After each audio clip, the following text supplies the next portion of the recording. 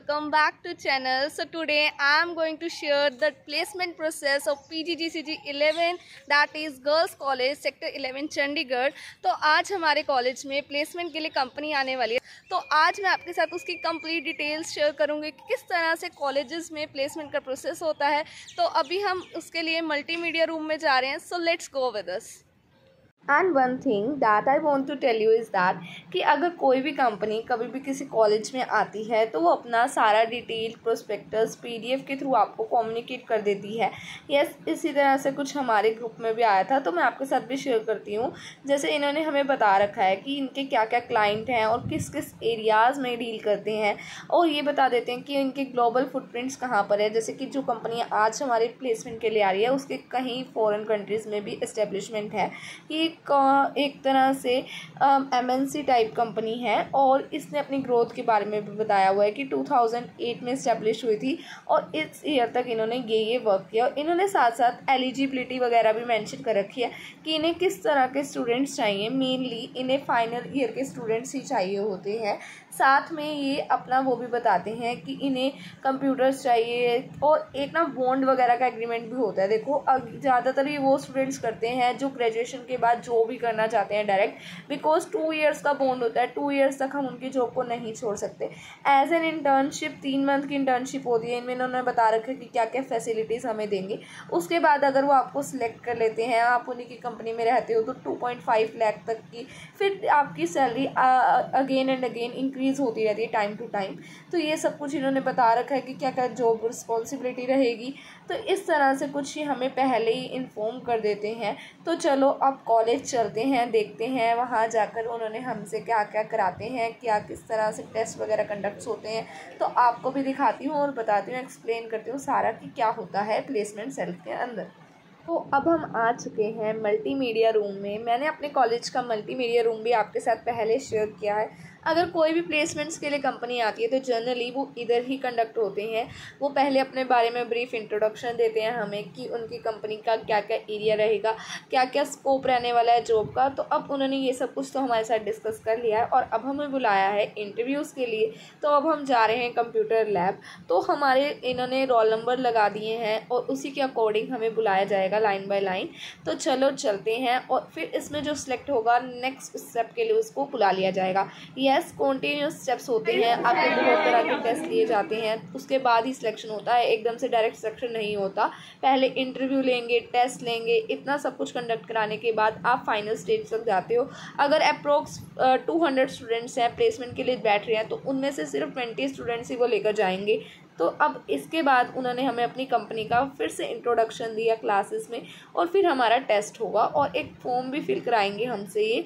तो वो भी मैं आपको दिखाती हूँ क्या क्या फॉर्म फिल कराया, क्या क्या उन्होंने अपनी वही जर्नी वगैरह एक्सप्लेन की।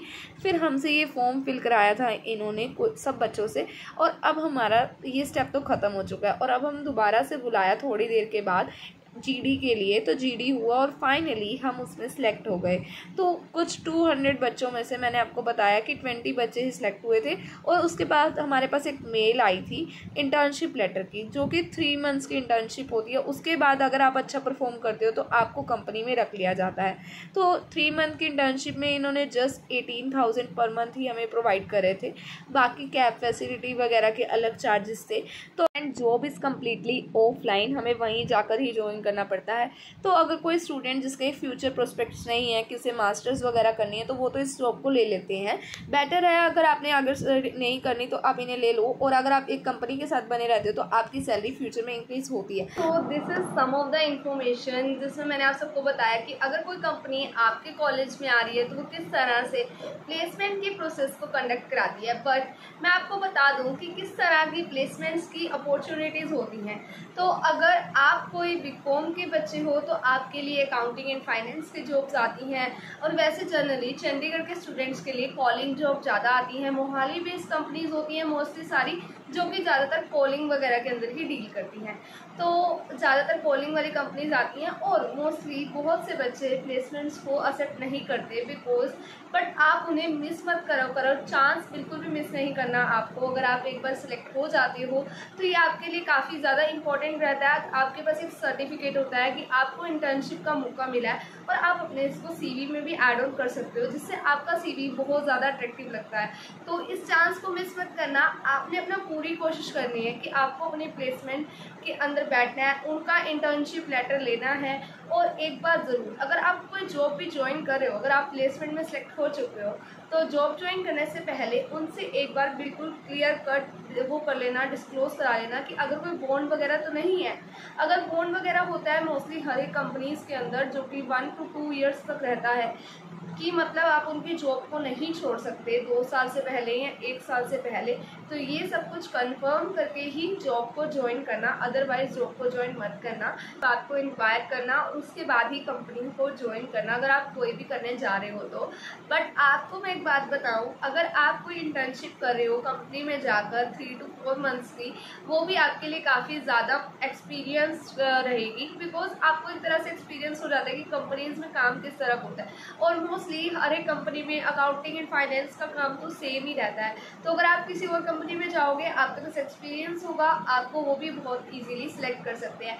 और अगर आपको उस कंपनी का इंटर्नशिप लेटर मिल जाता है या फिर सिलेक्शन लेटर मिल जाता है, तो कोई और कंपनी भी आपको उस बेसिस पे सिलेक्ट कर लेती है। एक्सपीरियंस पर्सन हो, आपको ऑलरेडी एक आधी कंपनी सिलेक्ट कर चुकी है, तो अब उनको भी ये लगेगा बच्चा अच्छा है, टैलेंटेड है, तो हमें भी इसको अपनी कंपनी के अंदर रिटेन करके रखना चाहिए।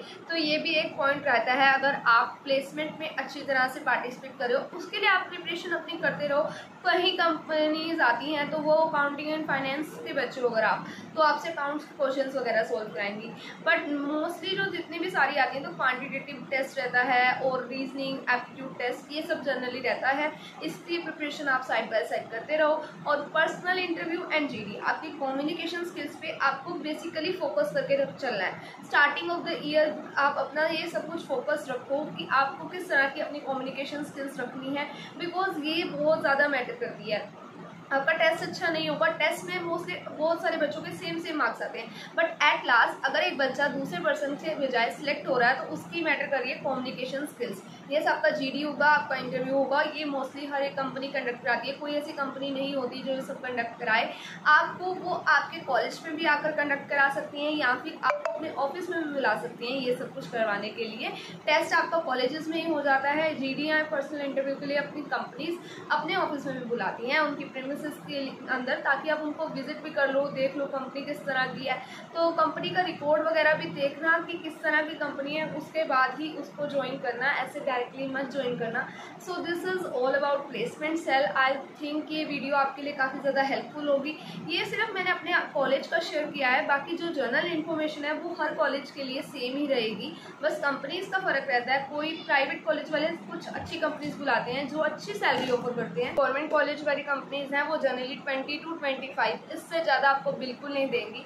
मिनिमम 10 होती है और मैक्सिमम 20,000 रहती है। तो हर कॉलेज के अंदर प्लेसमेंट सेट तो होता ही है, बट आपको उसको ज़्यादा यूज़ नहीं होता। जनरली हर एक बच्चे को प्लेसमेंट में बैठने का अपॉर्चुनिटी मिलती है अगर आप चंडीगढ़ के कॉलेजेस से कर रहे हो तो।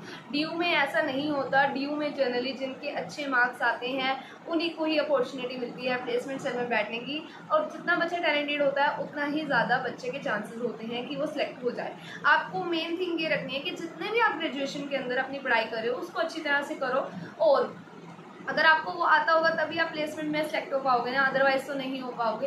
और अपना क्वांटिटेटिव टेस्ट वगैरह, रीजनिंग के टेस्ट, ये सब कुछ अपना साइड बाय साइड रखो।